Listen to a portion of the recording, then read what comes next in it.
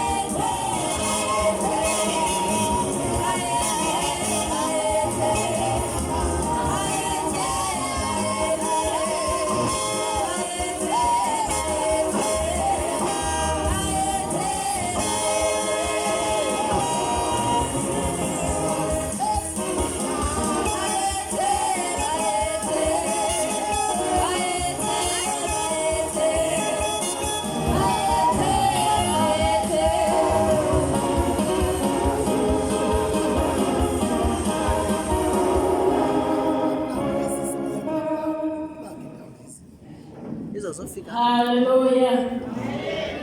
Hallelujah bangcwele. Malanga. Izokuthi ngaphezulu kwento engingayishuthi ngayo. Kube khulu kakhulu uThixo angenzele yona.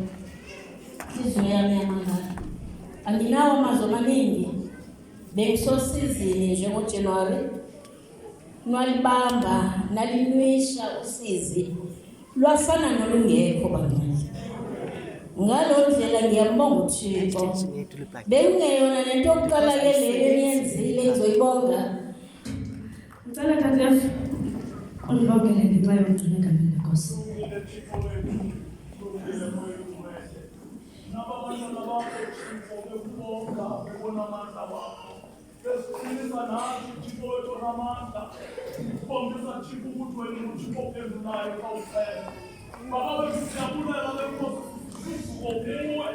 Thixo wethu onamandla, silethi ngemo kuwe, sithi uyifanele Thixo wethu ongcwele, egameni likaJesu akusimandla nabulumko bamntu. Thixo wethu onamandla, uphenduleke emithandazweni. Thixo wethu ongcwele, kodwa kungenxa yemisebenzi yothando lwakho. Siyabulela lenkosi, siphakamisa izandla, sithi yamkela usuku egameni lethu. Hallelujah. Hallelujah. Amen. Tata ngeseyiphakamile xa uyacinga abantu hayi kundigqibele kudala makahlale phansi. Bekudala phakamile xa kuba hayi ke ndimyeke lo mntana ngeke noko nam ngihlale phansi. Hallelujah. Amen. Tata mncedile. Enzela uba kaloku siyathetha ngawe. Kukhona umuntu ebezothi yonke ayibona laa nto ukuyitsho uba ngaba umfundisi wavela phakama athele mna ngiyalityaziso aphakame wanceda wavele wahlala wangayenzi laa nto. Haleluya. Bebangcwele ngicela sishaye izandla ezikhulu.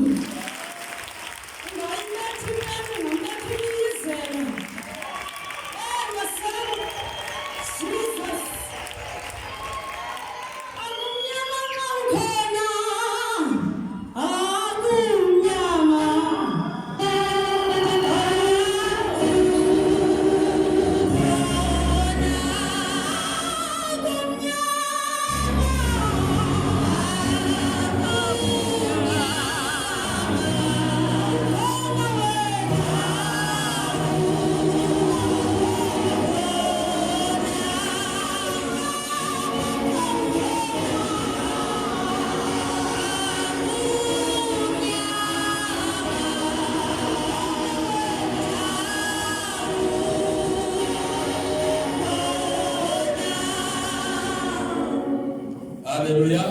Amen. Hallelujah. Amen. John chapter 3 verse 16. Isihloko sami sithi ukunikela kwamakholwa. Amakholwa ngabantu abanjani? Amakholwa ngabantu abanjani? Abanikelayo. John Evangeli chapter 3 masijonge verse 16. Kathatha zamamje. Baba wethu omncane, babe siyile kumele kusize. Uwashe Nazareth, amutshele. Seleni ugogo wakho, Thixo wethu omncane othanda ezilapho. Ngithethise Nkosi yami impilo yakho, inikeze Nkosi yami indlela zokuphulaphula. Siyokulenza izwi lakho. Wenzeke Nkosi yami amakhosikazi akuncede sikelele ezobeza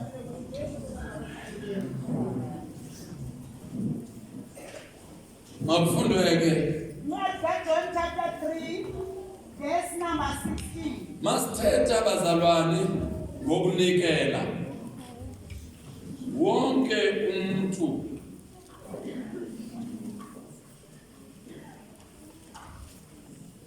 akakwazi ukuphumelela engasoluli isandla. Siyavana abantwana.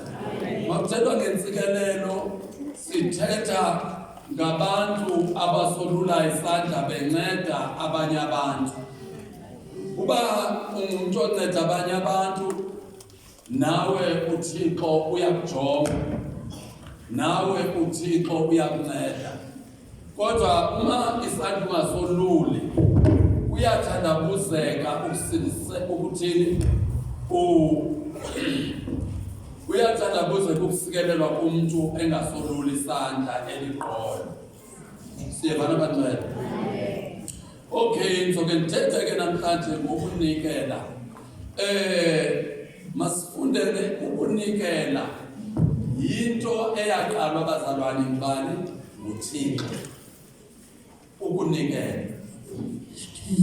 Xa ndiqala ukuthetha ngokunikela, ngizothetha ngabantu abawu-3.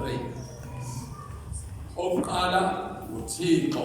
Abantu endithe xa ndijonga iBhayibhile ndabona uThixo begqwesa ingabantu abagqwesayo ngomnikelo.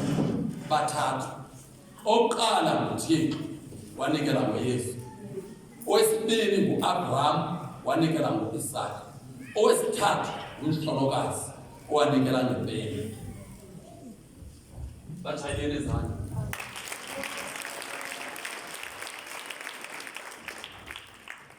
Masifunde ke mama.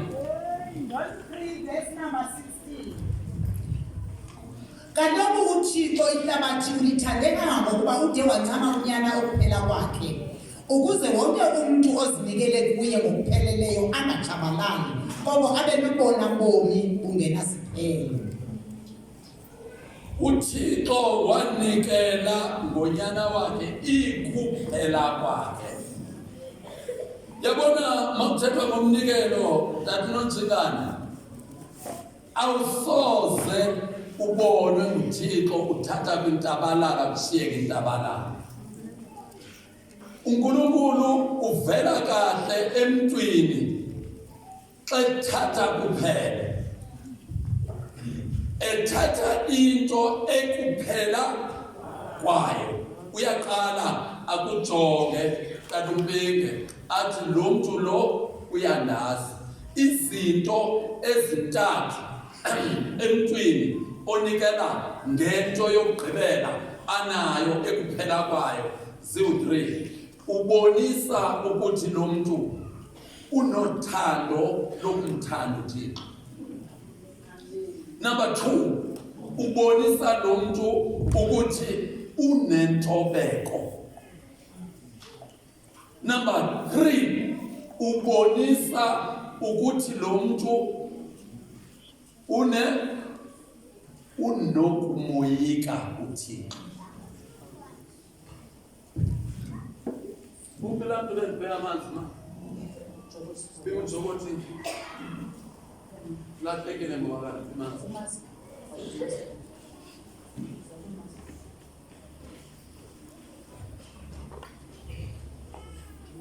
Siyabana bantwana.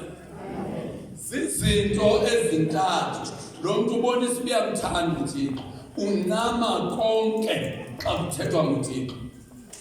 Ncama yonke into anayo xa kuthethwa ngoThixo. Number 2, ubonisa ukuthi unentobeko. Kunzima ukuphumelela komuntu engathobekanga. Mawuzoya empumelelweni udingeka ukuthi tanonjikana ube ngumuntu onentobeko, not indladiya. And masela umbona uNkulunkulu ehamba nawe ekuphumelelisa ungabi nekhathi. Yenye into elahleke abantu uthi eyitsikelelise lapha ezantsi kwedolo, avela benekhathi asengele phansi abanye abantu aziphakamise abantu abathobe ezantsi. Then uNkulunkulu athi ngoba wathetha kwincwadi kaPeter wathi mna ndinguThixo, abazithobayo ndiyabaphakamisa, abaphakamayo ndiyabathoba. So kwedlale lo vesi atshone phansi umuntu ubeseka kuhle nentsikelelo kwafika ukungathobeki.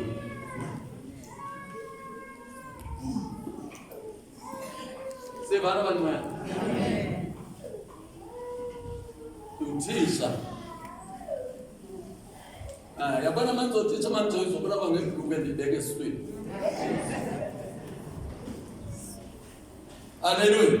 Amen. So uThixo ekoneni komuntu e-Edeni. I-Edeni, igama le-Edeni yayiyindawo yentsikelelo. I-Edeni yindawo yentsikelelo. Namhlanje abantu abalima izitiya bayasikeleleka lo, ngoba umfuziselo we-Edeni ukulima igadi. Mawulima iziqhamo egadini ziyatyeba, mawulima izipinatshi ziyatyeba, mawulima ibhitruthi ziyatyeba, mawulima ikhaphetshu egadini, ngoba sizekelisa i-Edeni. I-Edeni yayindawo yentsikelelo, yamotshwa ngu-Adam no-Eva ngesono. Yona i-Edeni yayindawo yentsikelelo. Amen. Amen. uThixo ke wanqama unyana wakhe. Ngikhumbula uJesu mexhonywa ngenxa yesono sethu. Uthi uJesu, Thixo wami undishiya ngani? Ithi ukuthi uThixo waba kwi-separation nabani? NoJesu, behlukana. Isizathu uThixo efuna uba kukhululeke thina ukuze sibuyele eEdeni, entsikelelweni yakhe. Hallelujah. So uThixo ngokwakhe umnikelo, wakhupha umnikelo othuthumbisa inhliziyo. Ngoba manje sithi uJesu nxa ekhonywa wakhala wathi Thixo wami undishiya ngani, kuthi ukuthi inhliziyo kaThixo mawujonge bekhupha umnikelo yaba njani. Unyana wakhe engazange onento, kodwa waxhonywa. Kwaveza ivesi ethi uqalekisiwe umuntu obulawa ngokuxhonywa emthini. Waqalekisa uYesu umnikelo, waqalekisa. Amen. Umuntu wesibini ngu-Abraham. Funda incwadi eGenesis ke mama, chapter 22. Incwadi yeGenesis chapter 22 verse 1 to 3. uThixo uvavanya uAbraham. Ekuhambeni kwexesha uThixo wamvavanya uAbraham, wambiza wathi, Abraham. Wasabela uAbraham wathi, ndim lo mhlekazi. Uthe uThixo, thatha unyana wakho uIsaki, lo kanye usenyongweni kuye. Thatha into esenyongweni. uThixo xa kunikelwa ufuna into esenyongweni. Ukuze ube ungowenze intando yakhe ufuna into esenyongweni. Thatha unyana wakho lo osenyongweni wakho, yondenzele hayi. Masi Uyakufika apho ke kuloo nduli ndiza kukubonisa yona, umnikele khona abelidini elitshiswayo. Kwakusasa ngengomso uAbraham wavuka, wabopha idonki yakhe, wabiza izicaka zazibini kunye noIsaki. Phofu lo mnikelo siyakhumbula uba wawufumana nzima njani uAbraham wena 100 years ukufumana kwakhe lo mntwana, kungasekho themba. uThixo ngokumntwana esekhona wabulela uAbraham, uthi thatha lo mntwana unikele ngaye. Lusenyongweni yakho. Akasebenzi uThixo ngomuntu onikela ngento ungathuthumbi inhliziyo. uThixo usebenza ngomuntu othi menikela kuthuthumbe enhliziyweni yakhe. Amen. Dlula mafutha. Verse 5. Yes. Wathi kuloo madoda wayehamba nawo, salani apha nina nale donki, mna nale nkwenkwe siza kuya phaya, sakuthi sakugqiba ukunqula sibuye. uAbraham wamtholisa emagxeni uIsaki ezonkuni, yena waphatha amalahle nemela, benjenje yabo babini. Xa kunikelwa kuyothiwani? Kuyonqula. Xa unikela uyonikela, uyothi uyonqula. Imali yakho uzonqula bewuza ngayo. So mawuzimali uzoyifaka ebasketini, lunqulo. Uzonqula uThixo. Verse 7. endleleni uthe u-Isake kuyise tata u-Abraham wathi thethanyana. Isake wathi nanku umlilo nanzi neenkuni liphike lona ixhwane ledini. 8-12 uthe ukuphendula u-Abraham iyakubona nguThixo lonto mfo wami. Batsho bahamba besiya kuloo ndawo yayalathwe nguThixo. Bathi abangcwele xa bethetha le mali xa beyiqhumula hlobo bathi kufuneka ndishiyekelele endizohamba ngayo. Kanti umntu wazi ukunikela uthi into yoba nothini iyobonwa Thixo. Kodwa mna ndizonqula ngomnikelo endinawo. Enye into izobonwa ngubani?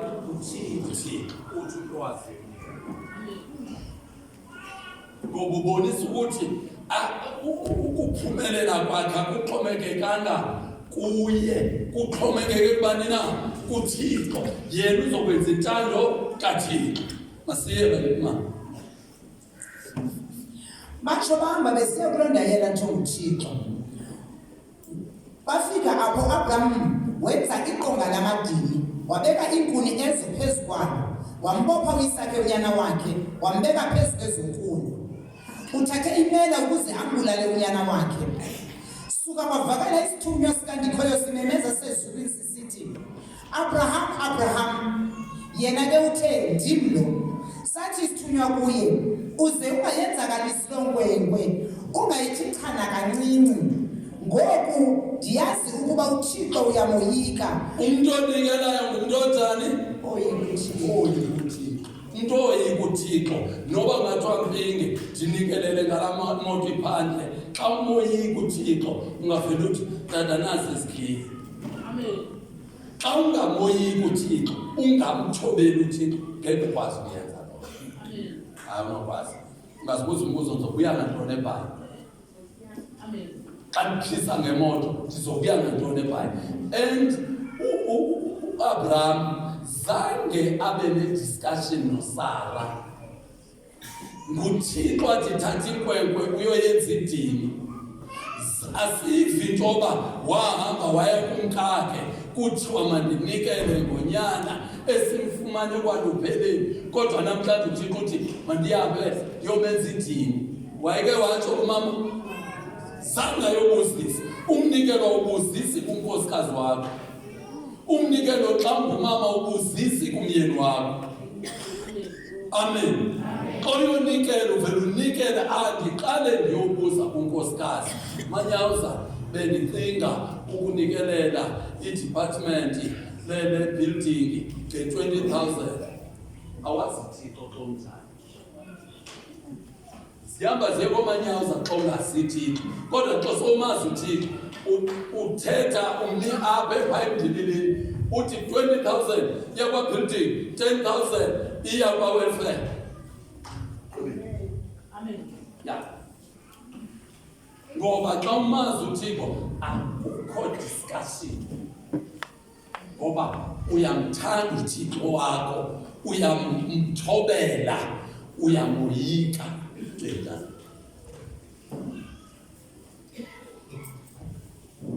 Ake sibethele uJesu izandla.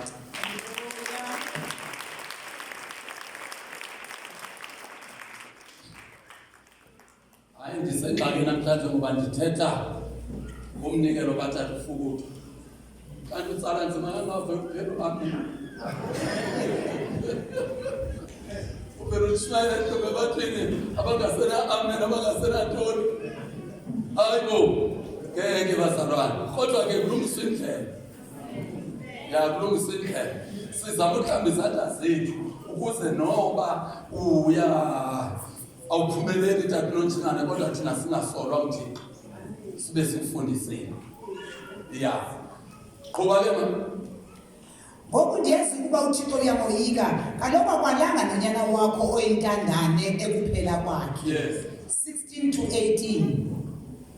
uthi undikhoyo mna ngokwam ndiyafunga ndithi ngenxa yale nto uyenzileyo akwala ukuncama intandane ekuphela kwayo ndiza kukuthamsanqelisa kanobomi ndikuphe inzala eninzi ibe ngangeenkwenkwezi ezisesibhakabhakeni. Waqala uNkulunkulu masibe wayithulula intsikelelo kuAbraham wathi ngenxa yale nto oyenzile akwala nokunikela ngonyana wakho ekuphela kwakhe mna ndinguThixo ndiyafunga ndizokuthululela inzala eninzi engangeenkwenkwezi ezibhakabhakeni engangenhlabathi yolwandle wamsikelela uAbraham.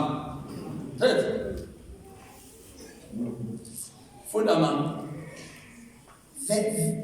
Abazukulwana bakho boyithimba imihlaba yenhlaba zabo zonke izizwe emhlabeni zothamsanqeliswa ngenzala yakho iyonke loo nto kungenxa yokundithobela kwakho.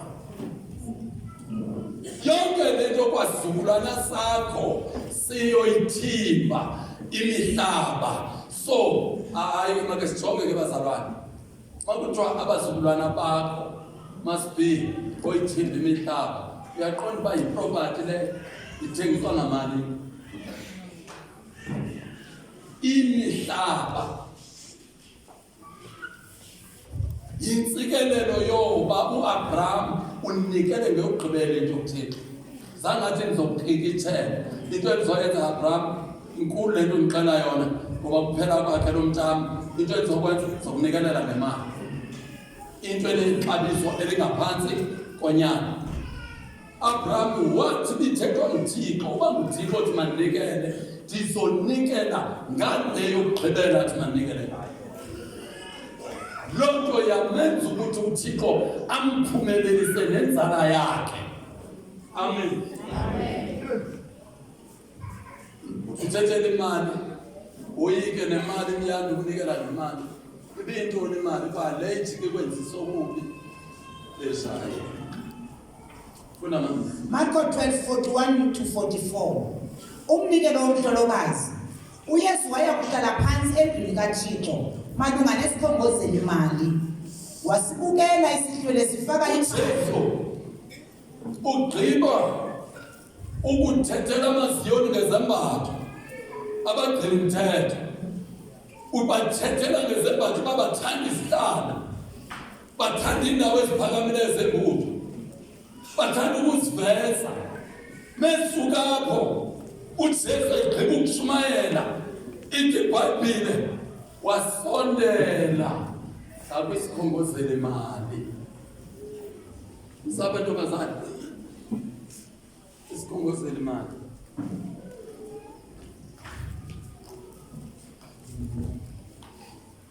uJesu wasondela akwisikhongozeli imali wafika hlala wathi abazalwane mabanikele.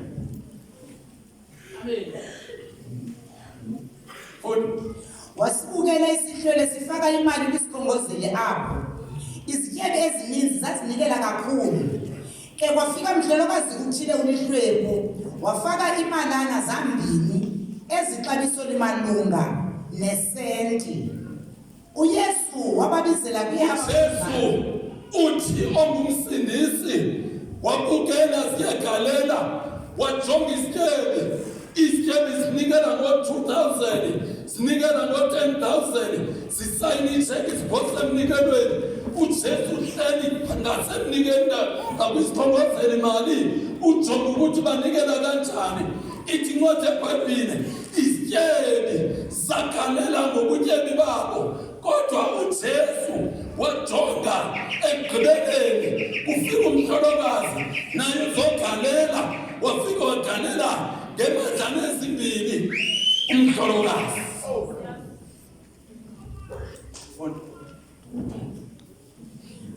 uYesu wababizela kuyabafundo bakhe wathi kubo ndithi kuni inene lo mhlolokazi ulihlwempu unikele ngaphezu kwabo bonke abafake imali kwisikhongozeli kuba uJesu mayigqiba ukunikela. Okay funa kuba bonke abanye banikele bekhupha kwintabalala yabo kanti yena eswele nje uzibhokoxile wanikela konke abenako.